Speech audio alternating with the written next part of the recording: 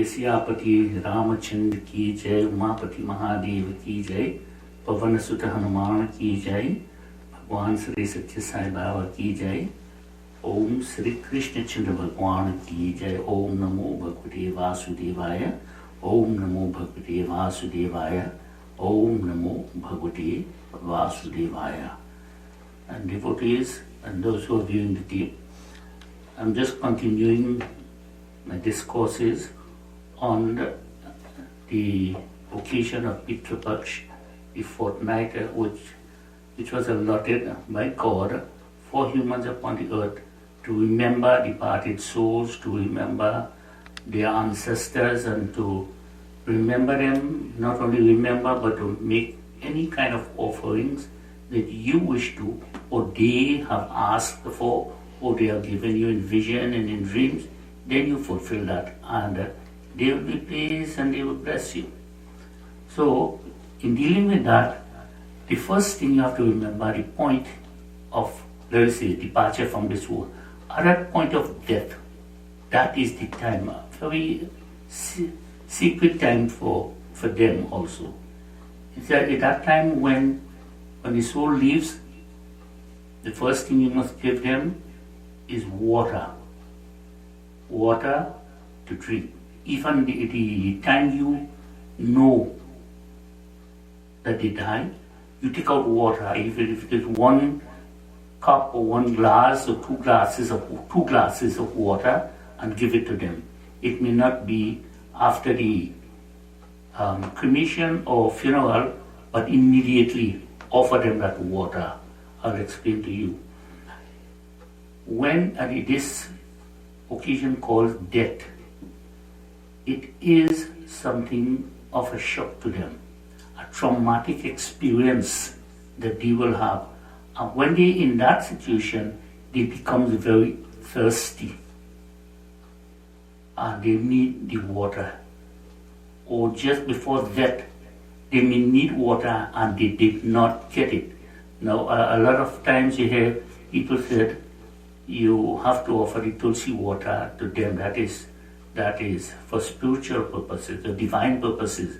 But this one is to quench the thirst for the soul. Because if the body is thirsty, the soul connected with the body, that's the second body, it is also thirsty. So it will separate itself from the body and it will be greatly in need of water. That is first. Second I'm suggesting is you give them food even the day in which they pass. Now my reason for saying this, I've had departed souls come to me and said, relatives, they said they want water, need water immediately, water. I give them water, they said they want food. The food was stale. They said, okay, we don't care, we need the food. So these are the two things to remember at the point of death, maybe after the, if you have the cremation, or even before, if the cremation takes a couple of days, still offer that soul water and food. Do not wait for that 3-4 days after. They are suffering for it. You don't know, but I've had the experience where they came and they asked him for the water. On one occasion, I was doing the satsang and the soul was there in the satsang and crying for water. I finished the satsang very quickly, and when I questioned the wife, she said that at the point of death, before he died, he wanted water to drink. I said, he didn't get it? He said, no. So I said, well, look, he's here right now, and he's crying out for the water. He needs giving 2 glasses of water. And that is what quenched the thirst of the soul. Third point is to remember, before the time of death, whatever someone asks and they want, try and get it and give it to them regardless of what it is, where you have to go and get it. But get it and give it to them. They will go leave satisfied, or sometimes they become wandering spirits looking for something that they wanted just before the point of death. And they will run into danger. They will run into serious difficulties. So these 4 points you all have to remember. And after, whatever it is you want to give unto them, give them. And I mentioned in the previous discourse that these souls, sometimes they may contact family members and tell them that they are okay. You should do it if you could, or keep them in, contact them, or visit them in dreams, or one of the relatives visit in dreams, or friends even visit in dreams and tell them, I'm okay on this side, I'm happy, I'm comfortable, do not worry. Because these are what the family members will be concerned about, the state of the soul on the other side and their departure. So use these few points, just remember them very clearly and carefully. The other thing that I want to mention is that whenever someone departs and you are making offerings to them, you're giving them food, not on the occasion of the Shivan or the Bandara, or not on the death anniversary, but other times. You have to be aware that the soul, the departed soul, is receiving whatever you are giving. You don't take out and leave it there and tell them, come. You don't know if they're receiving or not. With them seeing it, one departed soul, a boy, he came after years and came to and said, Uncle, yes. He says, tell my parents and them, don't give me any food. Don't take out any food and give to me. Why? He says, but there are stronger spirits, there are stronger departed souls on the other side who would take away the offerings made to me. And I don't get any. So tell them, please do not give me any offerings. You can give if you know how to protect the offering. One is by if you having a piece of lighting the fire stick, or a cutlass, or a knife, or you sprinkle some salt around the area where you give the food. You sit and wait there and keep calling the name of the departed for them to partake.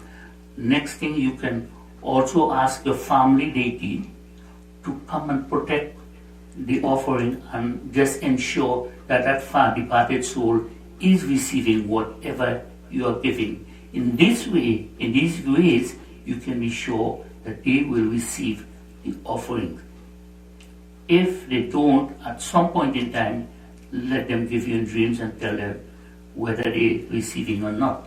The other thing is,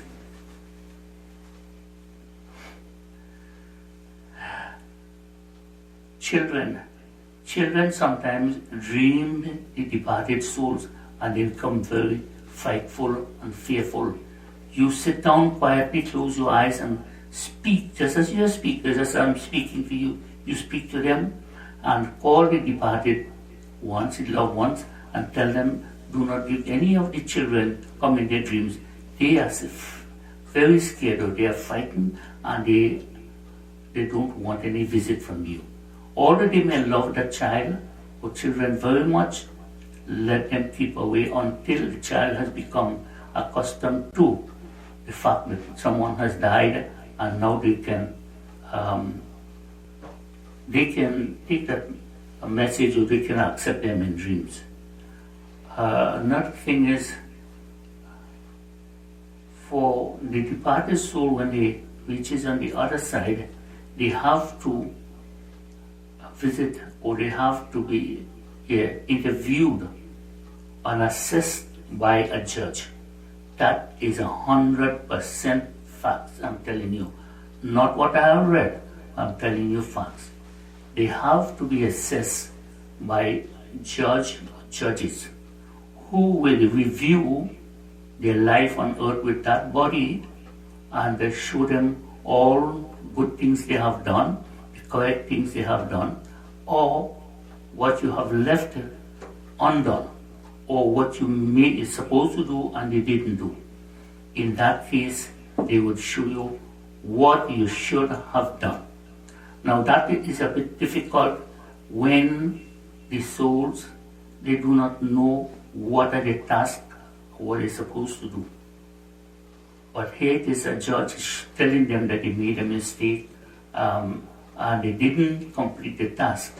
The thing to remember is that before they came with this body, they would have been told what to expect. That is supposed to be stored within them.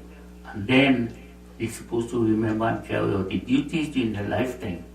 If they didn't, well then, they left off some, that's okay. The judges have leniency within them.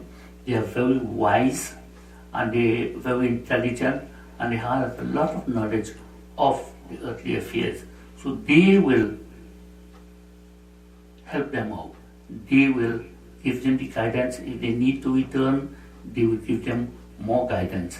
The fact is, one departed soul who has contacted me has said the same thing. They asked him, why didn't he teach his children? He couldn't. I asked him, I said, what you told him? He said, I didn't reply because I didn't teach them the knowledge I have, I didn't impart. So the knowledge, the good things you have as parents or brothers or sisters, you must impart that to the ones deserving it. Parents impart to their children. Grandparents impart to your grandchildren.